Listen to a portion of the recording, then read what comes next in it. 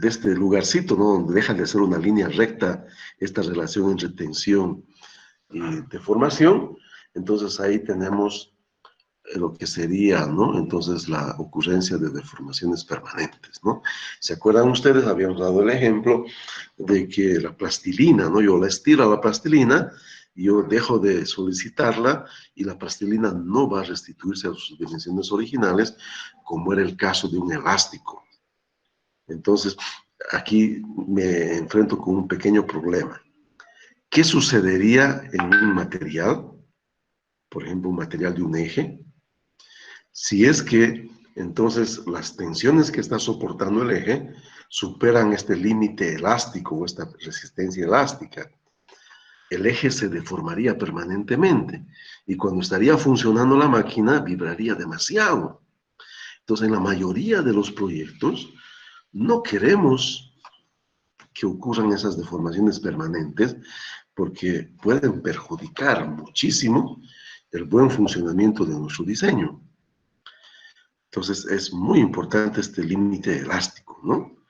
¿Verdad? Nos vamos a acordar entonces, el límite elástico está relacionado entonces mucho con la ley de Hooke, donde las tensiones son directamente proporcionales a las deformaciones unitarias o lo que llamamos de elongación. Bueno, pero miren, en los materiales existe otro límite muy importante.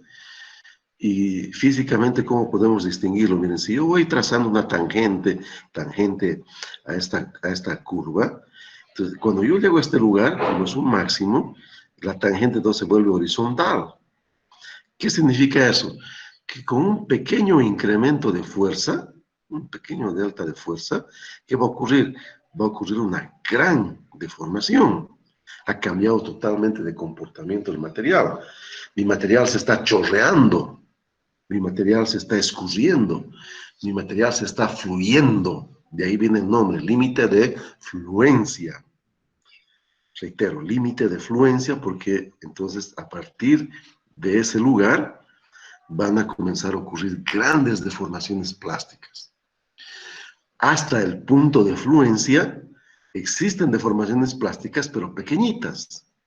Entre el límite elástico y el límite de fluencia van a ocurrir deformaciones permanentes en mi pieza o del material que estoy usando para mi pieza, pero a partir del límite de fluencia en adelante, realmente la cosa se convierte en desastrosa, ¿no?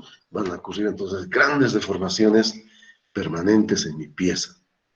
Y eso es realmente terrible para la sociedad. Haciendo memoria, ¿no? Yo les había comentado, ¿no? ¿Qué tal si yo me hago un puente y al pasar un camión de 40 toneladas, mi puente se dobla, no se cae, se dobla? Pasó el camión y el puente quedó doblado, no quedó con deformaciones permanentes grandes. ¿Qué me va a decir? Ese ingeniero no sabe calcular. Yo puedo tratar de defenderme, ¿no?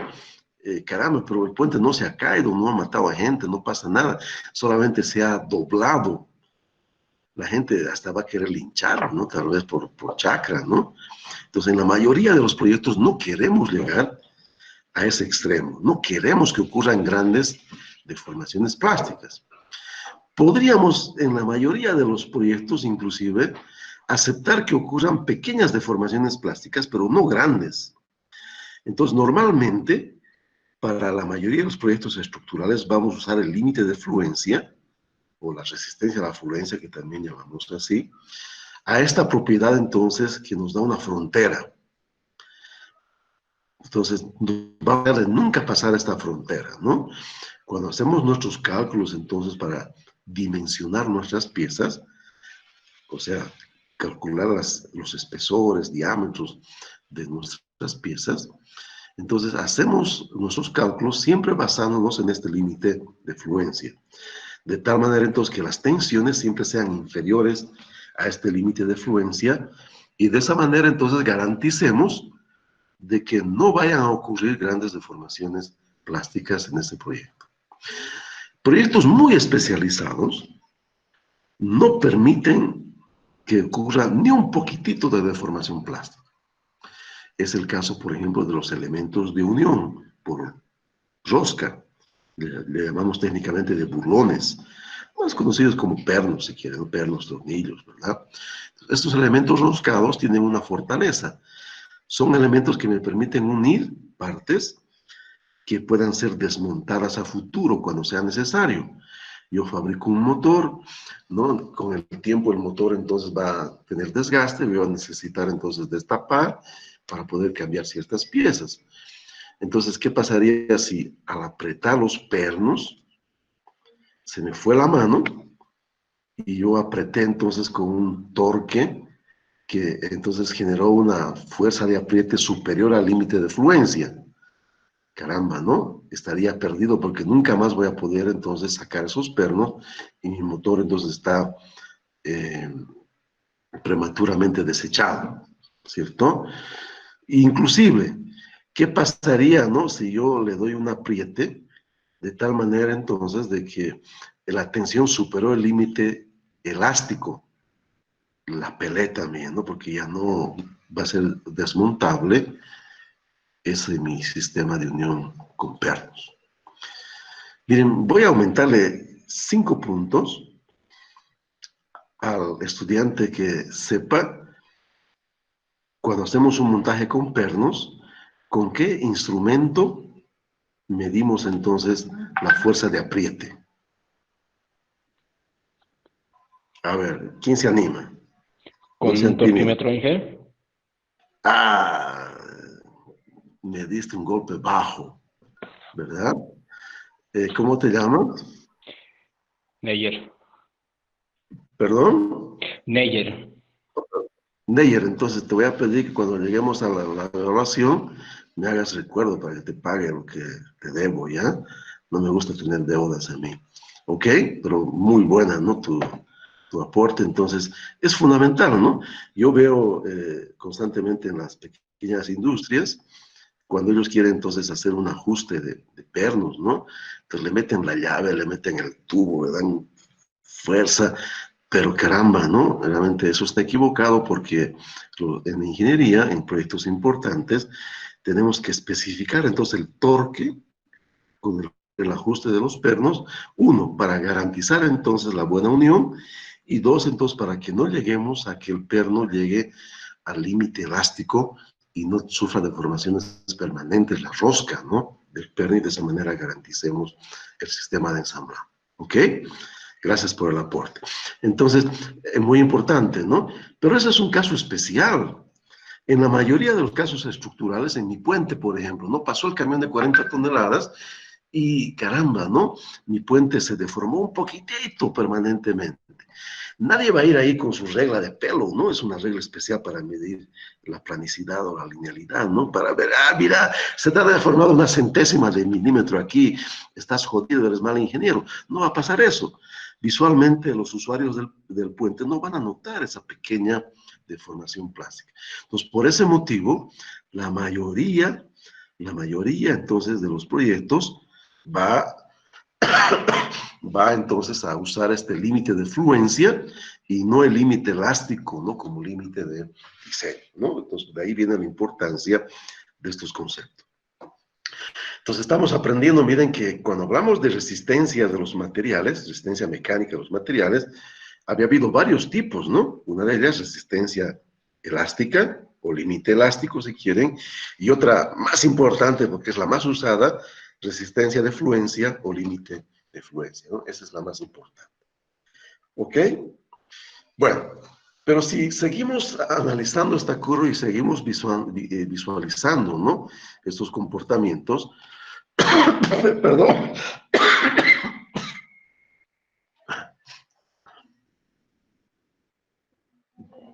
estos comportamientos, entonces miren, vamos a visualizar aquí que la curva está subiendo otra vez, aparentemente está subiendo, subiendo y llega a un máximo, a partir del cual comienza a disminuir otra vez. Listo, este es un punto especial entonces, ¿no? En este material le vamos a llamar de límite último a la tracción o resistencia última a la tracción. Repito por la importancia, ¿no?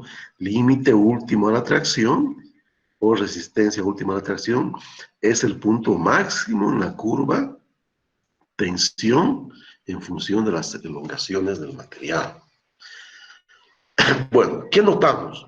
Notamos entonces de que hemos tenido una gran etapa de deformación plástica a partir del límite de fluencia hasta llegar entonces al límite último de la tracción. Filosofía de la cosa, ¿no? Entonces, en ningún proyecto prácticamente va a ser necesario usar esta propiedad para hacer cálculos estructurales especialmente. ¿Por qué? Porque acabamos de comprender de que en la mayoría de los proyectos lo que menos queremos es tener deformaciones plásticas. Apenas aceptamos pequeñísimas deformaciones plásticas, ¿no? Y en casos especiales ni una, como es el caso de los burgones. Entonces, por ese motivo, no va a ser entonces para nosotros muy utilizado esta propiedad de límite último a la tracción. Sin embargo, a medida que ustedes vayan avanzando en la carrera, van entonces a también aprender a hacer diseño de algunos sistemas de manufactura de entonces las piezas basadas en la conformación plástica, en la deformación plástica si quieren, ¿no? Por ejemplo, laminación, extrusión, trefilación, embutido, hidroform.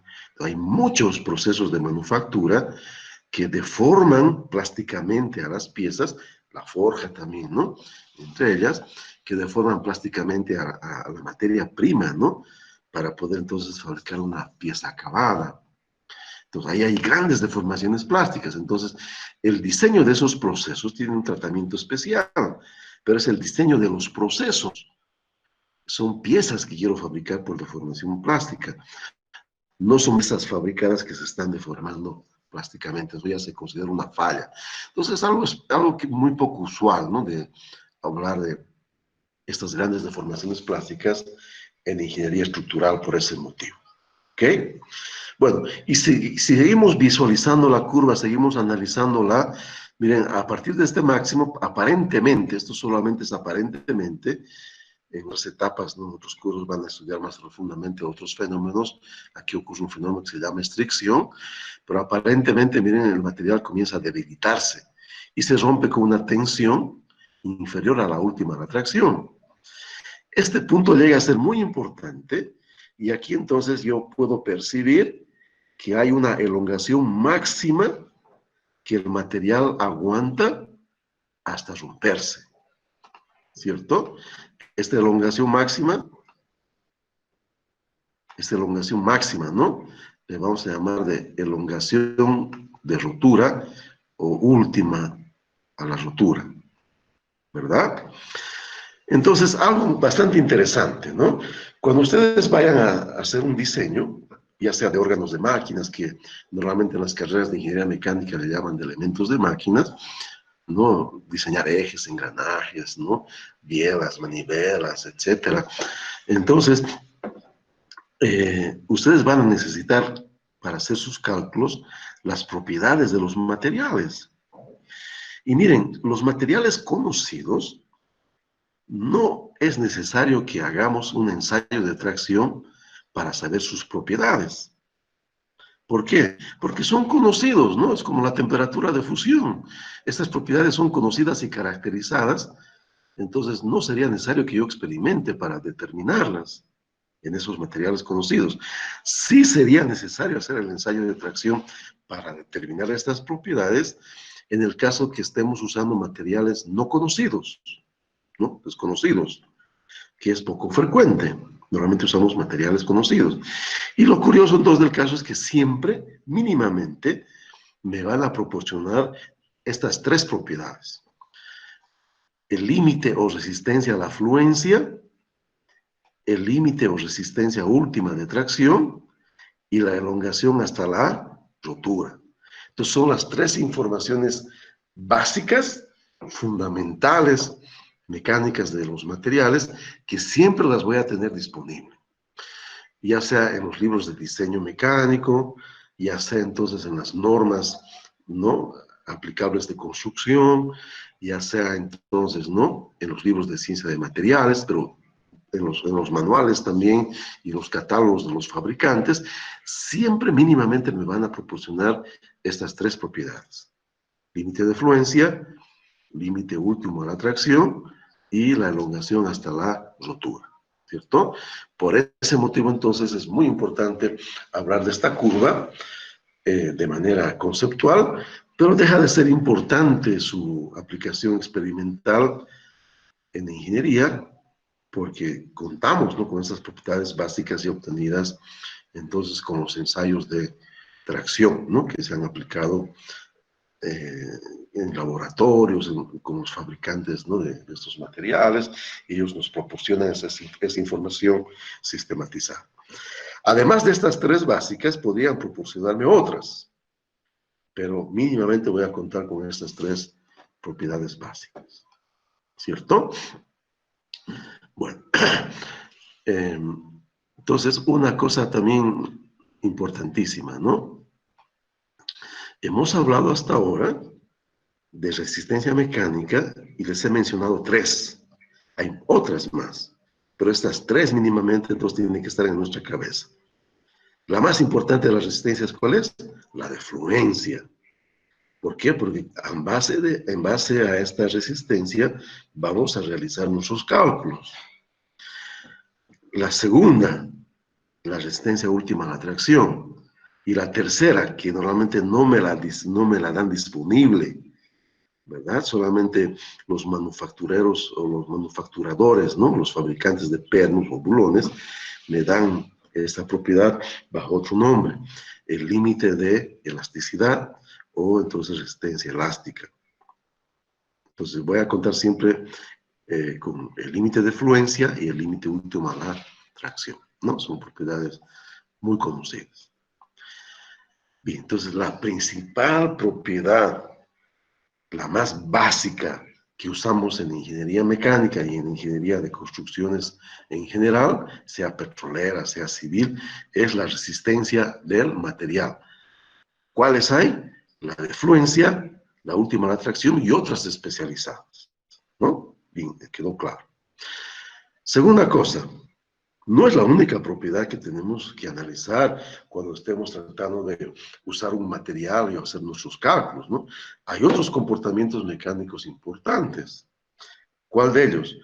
Por ejemplo, hace unos instantes comentábamos que existe una gran familia de procesos de manufactura que permiten entonces hacer la transformación geométrica de la materia prima en un producto con geometría terminada a través de deformaciones plásticas, a través de deformaciones permanentes. ¿Qué familia de manufactura es esta? ¿Qué familia de procesos de manufactura es esta?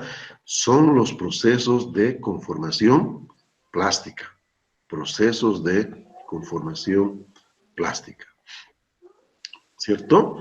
En esta familia, como su nombre indica, el proceso trata entonces de deformar permanentemente al material.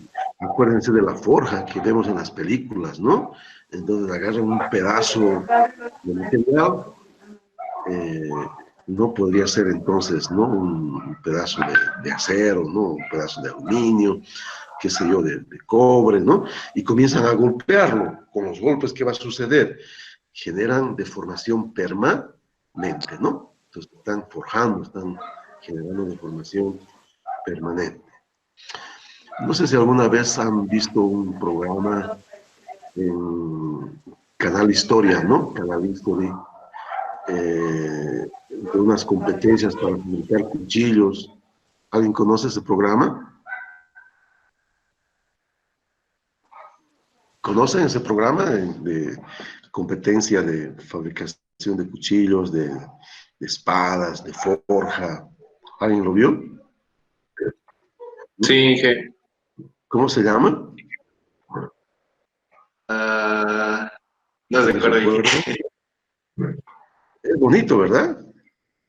Aunque no hay Sí. normalmente damas hermosas, pero es muy bonito ver en cuanto a cómo se rajan esos tipos, ¿no? Son feotes, pero se rajan, ¿no? Fabricando Entonces, la cuchillería especialmente es, ¿no?, su especialidad.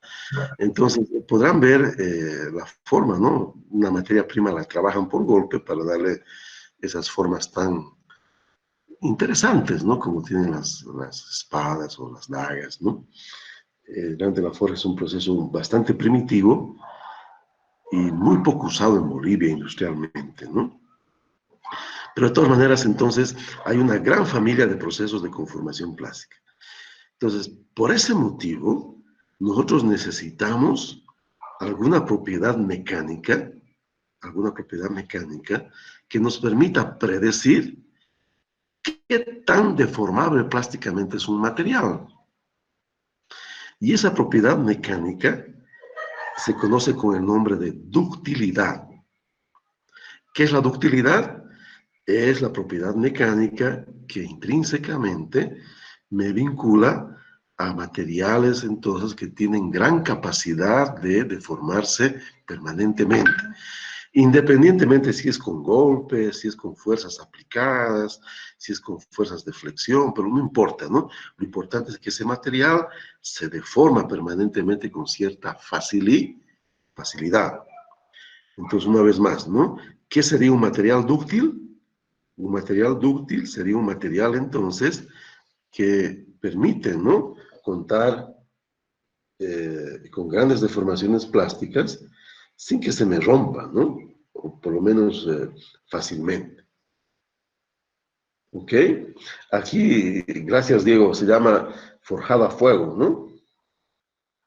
Ese es el programa, ¿verdad? Yo de vez en cuando veo porque hay cosas interesantes y especialmente me gusta ver cuando chambonean en el tratamiento térmico, ¿no? Y les aparecen rajaduras y lloran los tipos, ¿no? Que no pasan las pruebas después de resistencia por esas pequeñas rajaduras del mal templado.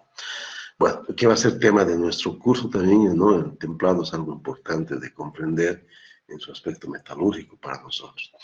Pero entonces, muy importante, necesitábamos nosotros una propiedad asociada con la facilidad o dificultad de poder entonces tener un material soportando deformaciones permanentes, ¿no? Entonces ya sabemos que esa propiedad es la ductilidad. Un detalle que está resaltado en la documentación de la clase del día de ayer. Miren, si yo agarro el diccionario español y busco la palabra dúctil, me va a decir entonces material que fácilmente puede conformarse en forma de alambre. ¿Ok? Los alambres, industrialmente hablando, se fabrican de varias maneras, pero normalmente se fabrican por trefilación. Es un proceso industrial interesante, ¿no? En Bolivia hay muchas pequeñas empresas que hacen trefilación. Pero de todas maneras, miren, esa palabra, si no obstante que el diccionario la restringe, ¿no?, alambres, en la parte de la tecnología mecánica, la hemos generalizado para poder entonces, ¿no?, olvidarnos que solamente sea de alambres y la hemos generalizado para cualquier tipo de situación. No se olviden que los especialistas en los idiomas no son ingenieros, ¿verdad? Son lingüistas. Entonces, por eso a veces ellos meten la pata en estas palabras técnicas. Ese es el problema, ¿ya?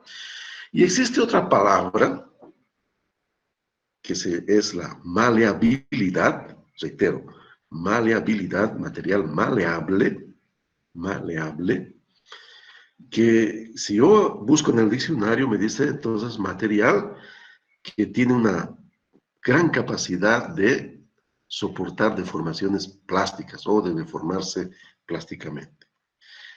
Pero miren, existe una familia de hierros fundidos que se llaman hierros fundidos maleables. Es por ese motivo que no se acostumbra a usar en la tecnología mecánica la palabra maleable en vez de dúctil. Para los lingüistas lo correcto sería dúctil, pero en la tecnología mecánica usamos la palabra técnica de dúctil como sinónimo de material que tiene gran capacidad de deformarse permanentemente, soportar la deformación plástica. Y reservamos la palabra maleable para el caso, ¿no?, de designar esa aleación especial de fierro fundido maleable. Pero entonces no está de más, ¿no? Tampoco somos cuadrados los ingenieros y tenemos la mente abierta. Si alguien dice maleable en vez de dúctil, lo vamos a aceptar. Lo que sí es que nosotros como ingenieros, como conocedores, vamos a evitar usar, ¿no?, la palabra maleable para entonces definir un material que tiene una gran capacidad de deformarse plásticamente. Bueno, una vez que hemos definido entonces esta importante propiedad mecánica que sería la ductilidad, entre comillas, ¿no?, maleabilidad, entonces necesitamos saber medirla. ¿Cómo podemos saber si un material es dúctil o no es dúctil? Si es dúctil, ¿qué significa? Que puede deformarse plásticamente con relativa facilidad. Si es no dúctil, ¿qué significa? Que no nos vamos a animar a tratar de deformarlo plásticamente porque podría romperse, ¿verdad?, en ese proceso de tratar de deformarlo permanentemente. Entonces, necesitamos nosotros ser más precisos en nuestra definición.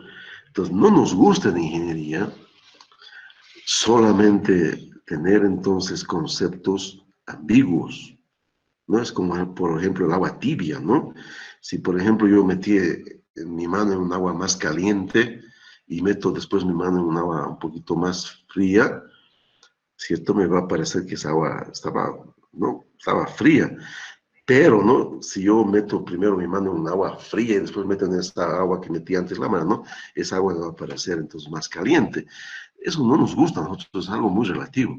Por eso nosotros hemos buscado un parámetro de ingeniería fácil de obtener para definir entonces qué sería un material dúctil y qué sería un material no dúctil. Y usamos entonces la elongación en la ruptura del material. Si en el ensayo de tracción un material se ha roto con una elongación igual o superior al 5%, a ese material lo consideramos como dúctil. Reitero, por la importancia. ¿Qué es un material dúctil? Es un material que en el ensayo de tracción se rompió con una elongación mayor al 5%. Conceptualmente, ¿qué es un material dúctil? Es un material que soporta la posibilidad de deformarse plásticamente bastante. Pero, como necesito realmente una definición concreta, numérica, sabemos entonces que un material dúctil es un material que en su ensayo de tracción se ha roto con una elongación igual o superior al 5%. ¿No? Un pequeño ejemplo, los aluminios puros son bastante dúctiles. Los aluminios puros se utilizan mucho, ¿no?, en la industria de fabricación de cables, para fabricar cables de alta tensión. Cables que transportan, ¿no?, miles de voltios por su estructura. En el fondo, lo que se transporta es la corriente eléctrica, ¿no?, sino que la diferencia potencial que tienen, ¿no?, es de miles de voltios, ¿no? Entonces, esos son aluminios bastante puritos, ¿ya? Entonces, una de las cosas que caracteriza a los aluminios puros es su alta ductilidad. Normalmente en el ensayo de tracción se rompen con elongaciones entre el 12 y el 17%. Entonces, bastante alto, ¿no?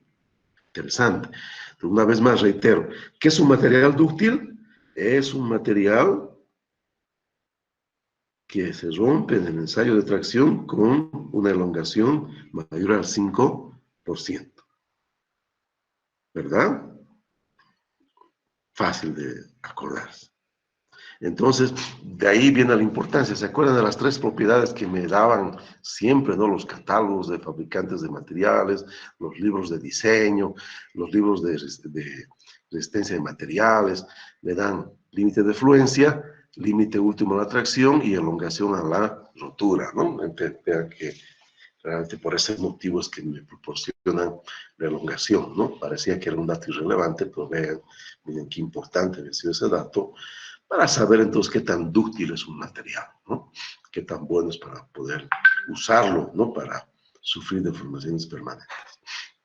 Bueno, entonces, importante sopesar la ductilidad porque ya sabemos entonces que hay una gran cantidad de procesos de transformación geométrica, procesos de manufactura, que utilizan esta propiedad intensivamente, ¿no? Forja, trefilación, embutición, trefilado, son entonces procesos basados en la ductilidad de los metales para poder aplicar su cambio geométrico, ¿cierto? Bueno, hagamos un pequeño intervalo de un par de segundos para poder recuperarnos, ¿no? Y despertar. A ver si alguien tiene alguna duda o quiere hacer algún comentario. Inge, no lo he escuchado bien y se me cortó la parte donde explicó de la parte de la elongación. ¿Lo tenemos que multiplicar por el 100% para tener un porcentaje de elongación y así clasificar su ductibilidad? Ductilidad, Eso. ductilidad. Sí, mira, el problema, voy a mostrarte el gráfico, el problema de la elongación porcentual es un problema simplemente de escala para poder percibir mejor, ¿no? Cómo se comporta el material. Porque si no multiplicaríamos por 100, esta escala se reduciría y estaría todo aquí bien apretadito, no veríamos nada.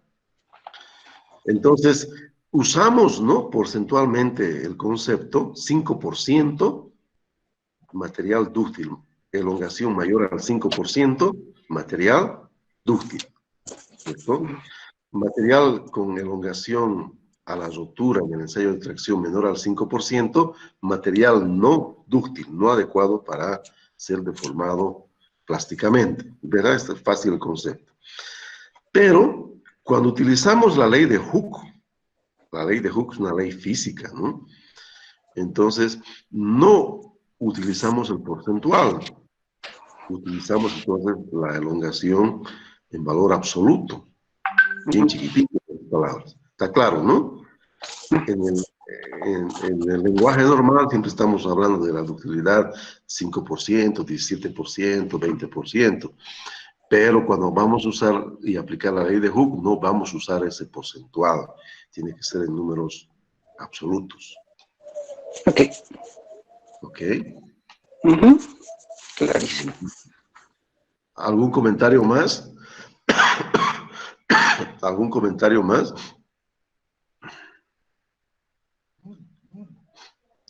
¿No? ¿Alguien quiere? Inge, una consulta. En la parte de que nos dijo que hay datos que nos dan los catálogos o los fabricantes.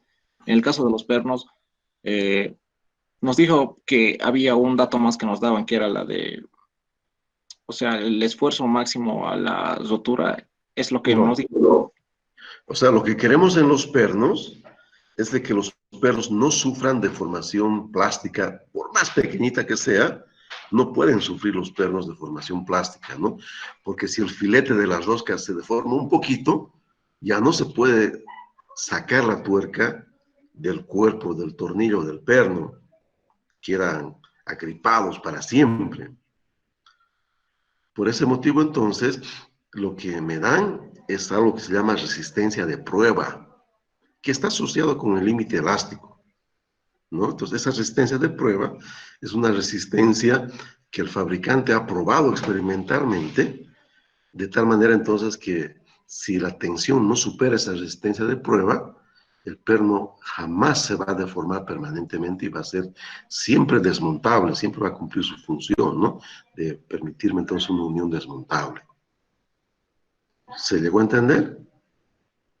Sí, Inge, gracias. Pero es un caso muy especial, ¿no? En los otros casos lo que me interesa es el límite de fluencia, en el cual ya tenemos pequeñas deformaciones plásticas, ¿no? Ya van a ocurrir pequeñas deformaciones plásticas.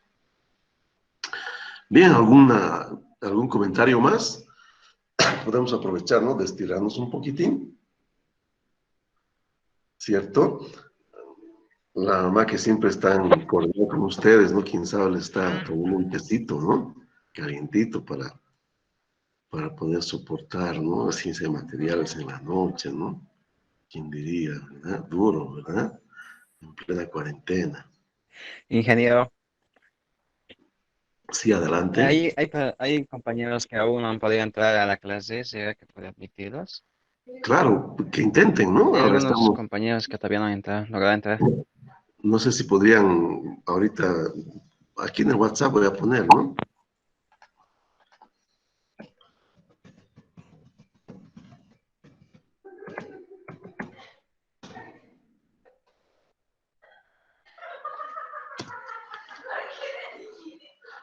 Pero no hay nadie solicitó entrar, no hay nadie. Nadie solicitó entrar, ¿no? ¿Alguien tiene alguna novedad respecto a cómo va a concluir este semestre? ¿Han escuchado algo oficial? ¿Nadie? Nada ahí. Por el momento solo la resolución, Inge, nada más. ¿Qué resolución hay? O sea, lo de las clases virtuales que sacaron con el consejo y nada más, pero Inge. No se sabe nada entonces todavía. ¿Ustedes están de acuerdo, pero con que se hagan las clases virtuales? Más o menos. O sea, sí se quería, pero el problema es, bueno, para mí en mi caso es el internet, pero ya estoy viendo cómo solucionarlo. Desde la próxima semana, yo voy a tratar de impartir también por el Zoom.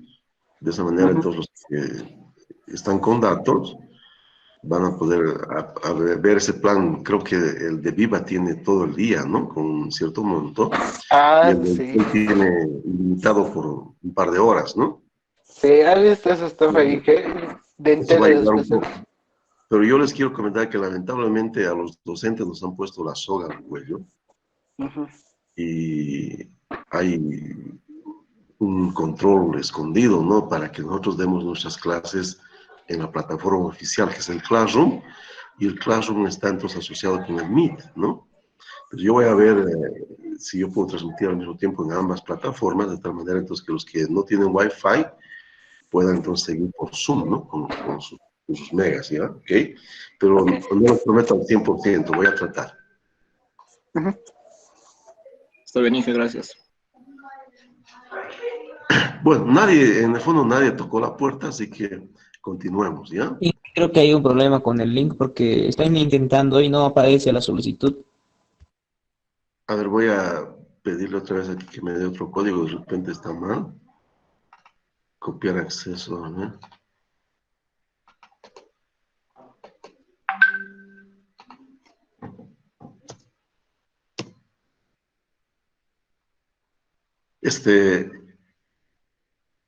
No, es el mismo link, no lo han cambiado, ¿no? Pero ahí está fresquito, ¿no? Pueden intentar con ese que está ahí en el WhatsApp. Reiniciamos las actividades, nos falta ya muy poquito para terminar. Y recordando entonces, recapitulando más bien, tenemos entonces tres propiedades mecánicas importantes, ¿no?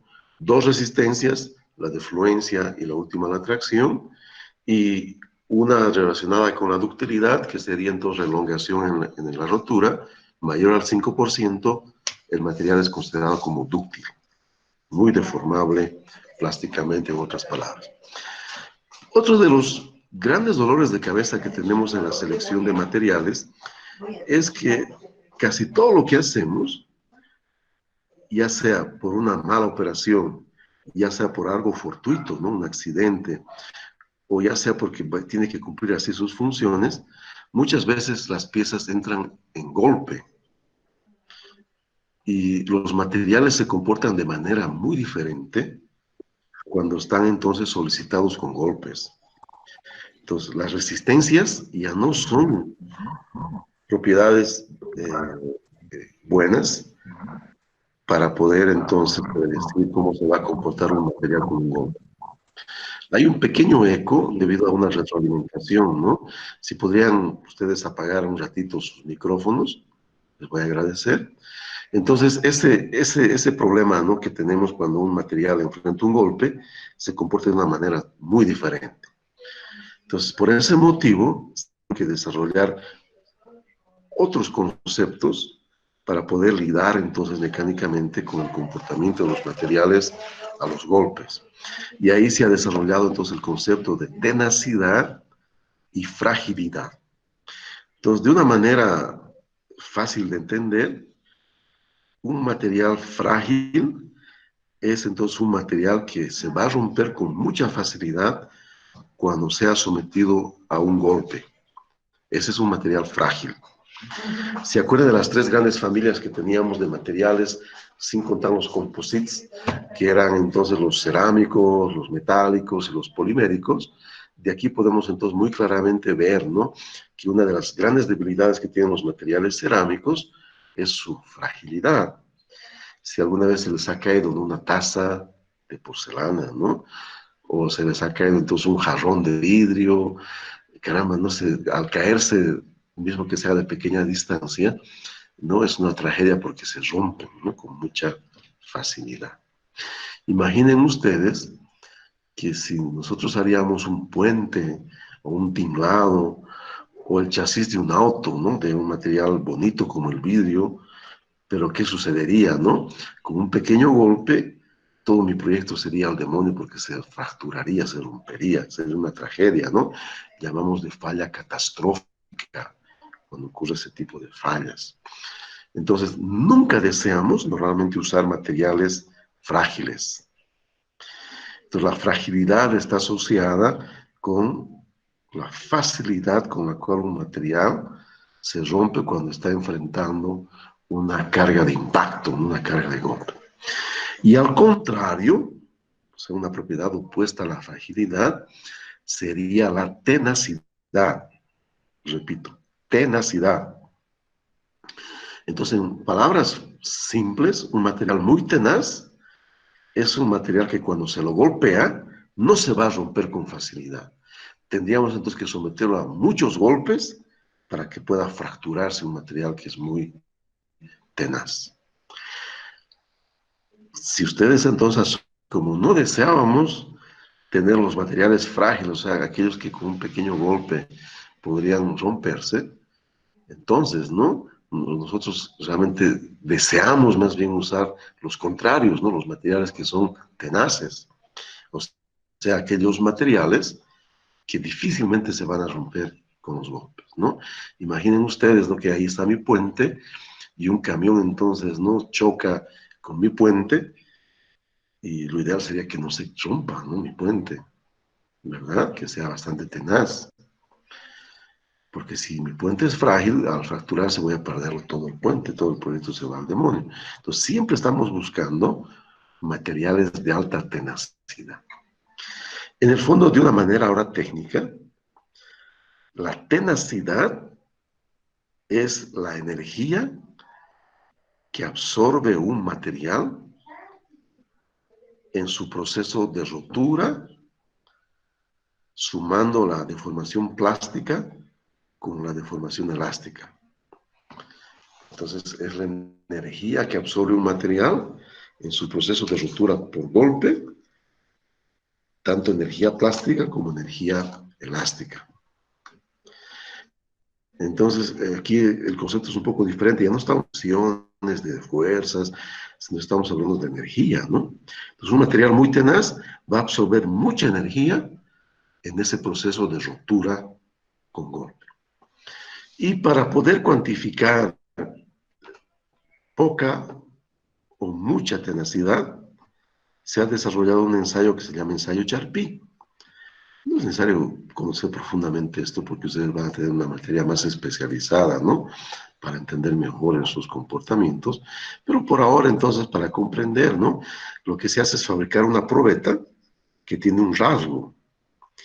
Y a esta probeta, entonces, se la somete a un golpe con un martillo. Y lo que se hace es medir la energía que absorbe la probeta en el proceso de rotura con el golpe del martillo. Si absorbe mucha energía, el material es más tenaz. Si absorbe poca energía en ese proceso de rotura, el material es más frágil, ¿verdad? Entonces hay ensayos especializados para poder entonces medir la energía, ¿no?, de ruptura por impacto que tiene un material, y si esa energía es alta, el material es tenaz, ¿no? Si esa energía es baja, el material es frágil. ¿Cuál deseamos normalmente en nuestros proyectos? Deseamos los materiales de alta tenacidad. ¿Cuál no queremos? Los materiales que son frágiles, ¿verdad? Bueno, entonces, desde esa óptica, esta propiedad entonces de la tenacidad y fragilidad había sido tremendamente importante, ¿no? Quiero comentarles de que no hay un consenso, así como lo habíamos hablado, ¿no?, de la ductilidad, mayor al 5% material dúctil, ¿verdad?, en el ensayo de tracción. Entonces, según la aplicación, el área de aplicación y la normativa de construcción que se utilice, cambia un poquito, ¿no?, el concepto de qué es un material frágil y cuándo es un material tenaz, ¿no?, en las aplicaciones. Un ejemplo genérico.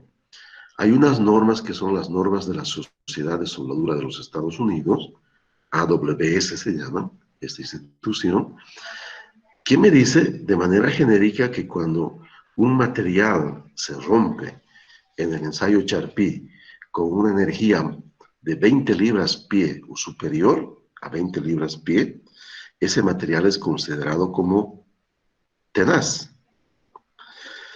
Pero miren, curiosamente, para otra aplicación del lado petrolero, para tubos, ¿no?, de gaseoductos, las normas API, las normas del Instituto del Petróleo de los Estados Unidos, en su norma 5L, ¿no?, que es de fabricación de tubos de conducción, me da una indicativa un poco diferente. Me dice que cuando el material se rompe con una tenacidad inferior a 30 libras-pie en el ensayo Charpy, el material no es tenaz. Entonces, ese es un pequeño ejemplo de que no hay un consenso, ¿no? Es obvio de que en función del área voy a tener que aplicar una normativa especializada. Pero lo importante es comprender el concepto de que estamos buscando materiales que no se rompan fácilmente con los golpes, o sea, materiales que absorban gran energía de impacto antes de romperse, y esos son los famosos materiales tenaces. Suerte nuestra que la mayoría de los materiales, ¿no?, que usamos en nuestros proyectos de ingeniería, por lo menos los tradicionales, aceros, aluminios, ¿no?, bronces, cobres, pues normalmente, intrínsecamente son bastante tenaces, a no ser que hayamos metido la pata de haberlos fragilizado por un mal procedimiento de fabricación. ¿Se acuerdan del programa que estábamos hablando hace unos minutillos, ¿no?, de la fabricación de las espadas, de los cuchillos, ¿no?, que es bien interesante? Es una pequeña competencia, ¿no?, entre 4 personas, 3 o 4, no me acuerdo bien, pero de todas maneras, ¿no?, a veces ellos meten la pata en el templado y su espada o su cuchillo se vuelve frágil, ¿no?, y entonces en el primer golpe se fractura, ¿cierto? Entonces, un mal procedimiento puede llevar a que el material se convierta en frágil. Pero en líneas generales, por suerte nuestra, ¿no?, estos materiales son bastante tenaces, ¿no? Un alivio. Qué pena que eso no sucede con nuestros celulares, ¿no? Hace unos días se me cayó del bolsillo cuando me agachaba mi celular en el pavimento. Ni de 30 centímetros debió caer, ¿no? Se ha clisado, ¿no?, la pantalla. Menos mal que todavía funcione. Pero de todas maneras, ¿no?, realmente podrán ver la tragedia, ¿no?, de tener materiales frágiles y que con pequeños golpes se pueden romper. Son realmente un peligro para las estructuras, especialmente, ¿no?, las supraestructuras y superestructuras que llamamos importantes, ¿no? Siempre vamos a tratar de elegir entonces materiales tenaces por ese motivo. Bueno, adicionalmente, miren, hay otras propiedades mecánicas, hay muchísimas propiedades mecánicas, ¿no? Pero hay otra que también necesito hablar de ellas porque es muy frecuente su utilización, es bastante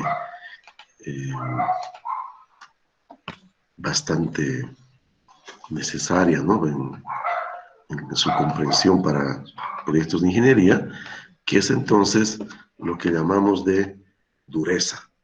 Una importante propiedad, entonces, una importante propiedad mecánica, ¿no? La dureza. En la parte tecnológica no existe un consenso de la definición de lo que sería la dureza. Lo que sí en la evolución, ¿no?, de la necesidad del uso de esta propiedad mecánica, han surgido entonces varias definiciones y varias maneras de poder medir la dureza. Una de las formas más fáciles de comprender de la definición de durezas que se han desarrollado es la dureza al rayado, que llamamos, ¿no? Hay una de las primeras escalas que se desarrolló de esta familia de durezas, que es la escala Mohs, que todavía se usa en la parte de medición de durezas de minerales, ¿no? En geología se usa bastante todavía. Entonces, Mohs desarrolló una escala bastante sencilla y un concepto bastante sencillo de dureza. Entonces, según el concepto de Mohs, un material más duro podía rayar un material más blando. Y viceversa, ¿no? Un material más blando no puede rayar un material más duro. Entonces, lo que él hizo fue, en la naturaleza encontró ciertos minerales que los fue comparando y los clasificó entonces en una escala del 1 al 10. Entonces, él vio que todos los materiales podían rayar al mineral talco. El talco es un mineral que cuando está pulverizado es ese que usamos, ¿no?, para poder entonces sentirnos, ¿no?, suavitos, ¿verdad? Sequitos, ¿cierto? El talco es bien blandito, en otras palabras, ¿no? Entonces todo rayaba al talco y le dio en su escala el número o la nota de 1, ¿no? Dureza Mohs de 1. Y al contrario, miren, el diamante podía rayar a todos los minerales, pero ningún mineral podía rayarlo al diamante. Entonces le dio en su escala el número 10, la nota 10, y entonces a partir de eso dividió entonces otros minerales que había en la crosta terrestre. Uno de los problemas que tiene la escala Mohs, por la cual no se utiliza, ¿no?, en tecnología mecánica hoy en día, es que es muy poco sensible para metales. La mayoría de los metales tiene durezas entre 4 y 7 en escala Mohs. Muy estrechito, ¿no?, para poder discernir entonces un metal que es relativamente poco diferente en dureza a otro, ¿no? No es poco perceptible este método de, entonces, de ver que un material es más duro que otro. Pero sí es muy usado todavía en la tecnología para de manera cualitativa, ¿no?, determinar si un material es duro, semiduro o blando. Entonces, normalmente en los pequeños talleres, ¿no?, se hace este tipo de ensayo a la dureza. Por rayado se tiene un rallador, ¿no?, una lima también, ¿no? Si la lima o el rallador entonces entran con facilidad a un material, el material es blando. Si entran con cierta dificultad, es semiduro. Y si patina, o sea, no entra, ¿no?, la lima ni el rallador, el material es bastante duro, ¿no? Entonces, de esa manera relativa se mide, ¿no?, la dureza de los materiales. Pero es una escala obsoleta. Vamos a ir, ¿no?, hablando un poco de otras durezas, pero quiero entonces alertarles que en otra materia ustedes van a estudiar un poco más profundamente esto. Lo importante entonces es asociar de dónde viene la importancia de este concepto de dureza. Miren, se sabe de que uno de los mayores problemas que enfrentamos en la industria es el desgaste. Todo lo que se usa se gasta. Y cuando se habla de piezas metálicas que están funcionando, el desgaste es más prematuro en materiales que son más blandos. Y hay una durabilidad mayor cuando el material es más duro. Vean la importancia, ¿no?, de, en el fondo, relacionar la dureza con vida útil, ¿no? O sea, si yo quisiera tener una pieza que dure mucho tiempo, no se desgaste con facilidad, tendría que buscar un material bastante duro. Hay otros conceptos de tribología por detrás. La tribología es la ciencia que estudia los fenómenos asociados con la fricción, y entre ellos los desgastes y la lubricación. Pero de todas maneras, entonces, lo que yo quería alertarles entonces que la dureza es un concepto mecánico muy importante porque está asociado con muchos comportamientos industriales, y entre ellos la vida útil de las piezas, ¿no? Entonces, quiero fabricar un engranaje que tenga una gran vida útil, que dure mucho tiempo. Tiene que ser bastante duro el engranaje, ¿no? Para poder resistir entonces, ¿no? El paso del tiempo y no se desgaste con facilidad. Bueno, a partir de ese concepto, entonces la dureza, hoy en día la medimos en otras escalas, ¿no? La Brinell, ¿no? La dureza Vickers, la dureza Lieb, ¿no? Que es la más usada hoy en día, la más moderna, la Rockwell en sus diversas subescalas, ¿no? Hay un montón de métodos de medir dureza, pero la más sencillita, la más simple es la escala Mohs, ¿no? De poder entender. ¿Ya? Las otras son mejores tal vez, más usadas en tecnología mecánica, pero entonces no viene al caso de estudiarlas en este momento, solamente hay que comprender lo que necesito es que la dureza es una propiedad muy importante, ¿no? De poder entonces asociar. Y ahora finalmente, ¿no? Para poder finalizar nuestros conceptos. Miren, hemos visto de que nuestros materiales tienen entonces resistencia, tienen ductilidad, tienen tenacidad, pueden ser frágiles, pueden ser duros, ¿no? Entonces, propiedades mecánicas muy diferentes conceptualmente. Pero lo interesante es que todas ellas están intrínsecamente vinculadas. Todas ellas están intrínsecamente no relacionadas.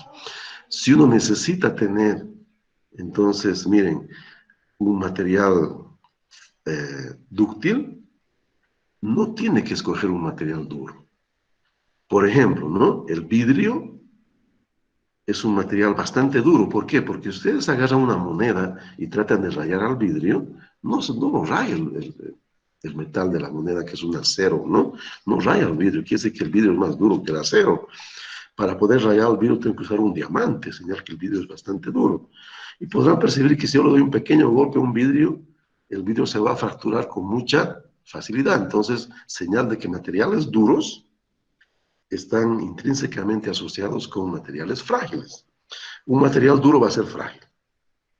Hay pequeñas excepciones, pero ese es el comportamiento general. Y si el material es frágil, no va a ser tenaz. Otra cosa interesante, ¿no?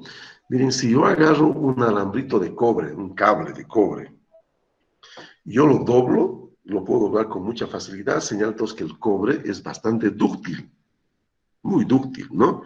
Y si yo agarro ese pedacito de alambre de cobre y yo quisiera romperlo y agarro un martillo y comienzo a golpearlo, ese alambrito no se va a romper con los golpes, pero sí se va a deformar permanentemente, se va a deformar plásticamente. En el fondo lo estaría forjando a ese pequeño pedazo de alambre de cobre. Señala entonces de que los materiales que son dúctiles, ¿verdad? Son muy tenaces. No se rompen con facilidad con los golpes. Y son blandos. Y además de eso tienen baja resistencia mecánica. Miren qué bonito, ¿no? Si bien todas las propiedades mecánicas tienen conceptos diferentes, aplicaciones diferentes, todas intrínsecamente están vinculadas de alguna manera. Si yo modifico una, voy a modificar las otras. Si yo conozco una, intrínsecamente conozco las otras, ¿no? Entonces, reiterando, materiales blandos, especialmente cuando hablamos de la familia de materiales metálicos, materiales blandos van a ser muy dúctiles y en consecuencia muy tenaces, difíciles de romper con los golpes, pero lamentablemente van a tener baja resistencia mecánica. Y al contrario, ¿no? Si yo tengo los materiales de alta resistencia mecánica, siempre estoy buscando materiales de alta resistencia mecánica, qué pena, porque esos materiales van a ser poco dúctiles, van a ser muy frágiles, pero también van a tener elevada dureza.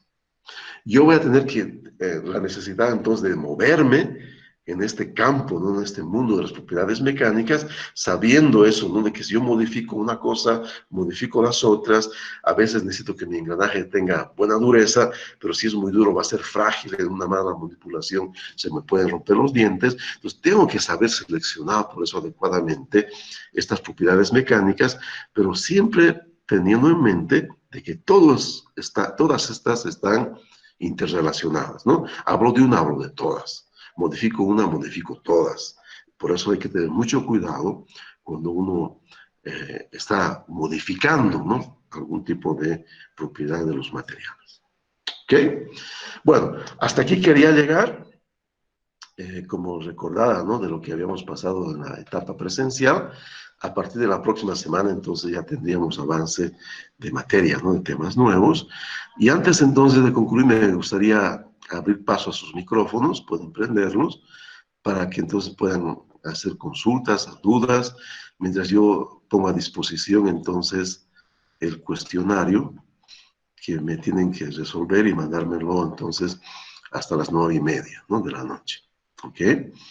¿Alguna duda? ¿Alguna duda? ¿Alguna consulta? Inge, usted dijo del ensayo de atracción, la parte más especializada es la parte de la rotura. ¿Qué límite era? ¿Me repites, por favor? O sea, usted habló que la parte donde dan los datos hasta la rotura es una parte más especializada, como las empresas que crean tornillos, roscas, etcétera. Pero ¿qué límite se llama?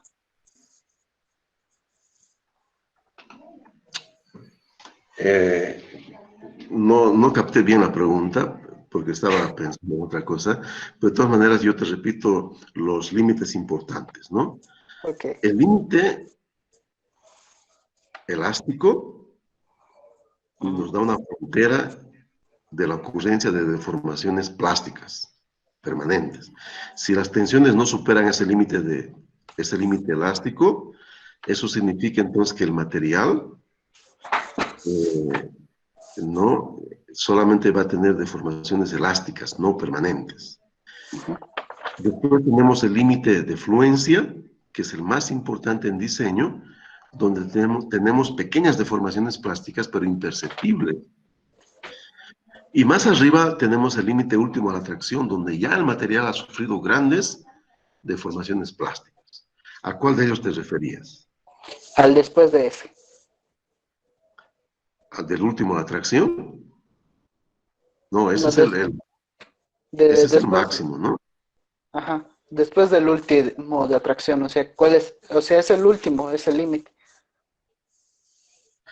Bueno, es que, mira, por ahora,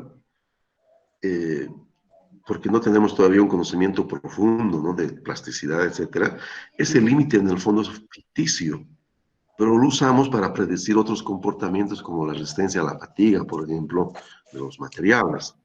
Pero no significa de que si tú vas a solicitar al material de tal manera que tenga tensión un poquito superior al límite último de atracción, el material se va a romper. Eso es falso. ¿Ok? Eso no ocurre con el material. Ok. No sé si aclaré o tienes alguna duda todavía. ¿Alguna Entiendo duda tienes todavía? esa parte, Inge, pero usted ya especificó por eso, o sea, los que te daban los del catálogo, ciertas fábricas, esa partecita no la entiendo muy bien. Inge, O sea, disculpe, él está haciendo referencia a la parte de los fabricantes que te dan un dato aparte para los bulones y las tuercas, lo que usted dijo. eso. Ah, ya. Yo quisiera, ¿no? Que ustedes no vayan a dejar de dormir por ese motivo, porque les comentaba, ¿no? Que el caso de los bulones, de los pernos, no es un caso especial, ¿no? Porque en ellos no se acepta entonces nada de deformación plástica, cero deformación plástica, ¿no?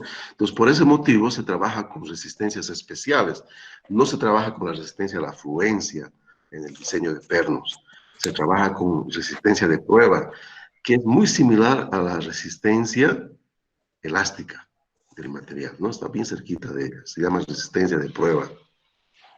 ¿Eso aclaró? Sí, sí. Pero es un caso muy especial y no del general. En el general siempre usamos entonces el límite de fluencia, ¿no? Para hacer los cálculos, ¿no? De dimensionamiento, de resistencia de materiales, usamos entonces los cálculos. O sea, usamos el límite de fluencia, ¿no? Solamente en ese caso especializado de pernos es que no usamos el límite de fluencia. Bueno, les he enviado entonces el link del cuestionario que ustedes tienen que resolver. Me gustaría que le den un clic para ver si tienen algún problema en abrir. Yo lo he probado, pues no he tenido ningún inconveniente, pero no está de más ustedes que hagan la prueba, ¿no? Sí, Inge, lo pude abrir, está bien.